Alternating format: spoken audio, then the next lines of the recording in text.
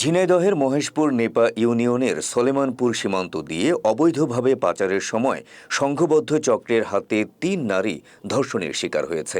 খবর পেয়ে নেপা ইউনিয়নের পরিষদের পাশের বাড়ি ফজলুর রহমানের ছেলে লালন মিয়ার বাড়ি থেকে ৩ নারীকে উদ্ধার করে আইনশৃঙ্খলা রক্ষাকারী বাহিনী। নির্যাতিতারা জানান, গার্মেন্টসে ভালো বেতনের প্রলোভন দেখিয়ে তাদের মহেশপুর সীমান্তের সলেমানপুর গ্রামে নিয়ে যায় বাঘাডাঙ্গা গ্রামের ফজলুর রহমানের ছেলে হৃদয়, সলেমানপুর গ্রামের সুবাহান, বাঘাডাঙ্গা গ্রামের মফিজ সহ ৫-৬ জন।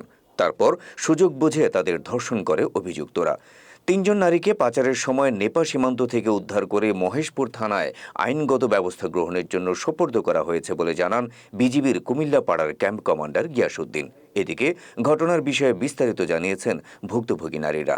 সুজনে আমরা দিয়ে গেছিল হৃদয়ের কাছে, তার কাছে 3টা ছেলে ছিল। ফার্স্ট টাইম আমার নিয়ে গেছে, একটা জঙ্গলের মাধ্যমে নিয়ে গেছে। নিয়ে যাওয়ার পরে সুজন হৃদয় আমার আবারই অফার করছে, এটা অন্য ছেলেটা অফার করছে। অফার করার পর আমি রাজি হয়েছি না। রাজি না হওয়ার ক্ষেত্রে সে আমার বলতেছে, যদি না হয় আপোষে যদি না তো আমি জোর করবো। আমি চিক্ষের বাইরে কান্দে দিছি, লগে লগে আমি কান্দে দিছি। পরে যেমনি হোক অনেক ইয়া করে করছে, সবকিছুই জোরে করছে। আমি অনেক চিৎকার চেঁচামেচি করছিলাম, কিন্তু কোনো লাভ হয়নি। 3টা ছেলের হাতে আমরা ধরাই দিচ্ছে। ধরাই দেওয়ার পরে তিনজনে নিয়ে গেছে জঙ্গলে, নিয়ে জোর করে অনেক কিছু করছে। পরে আবার একসাথে হয়েছে।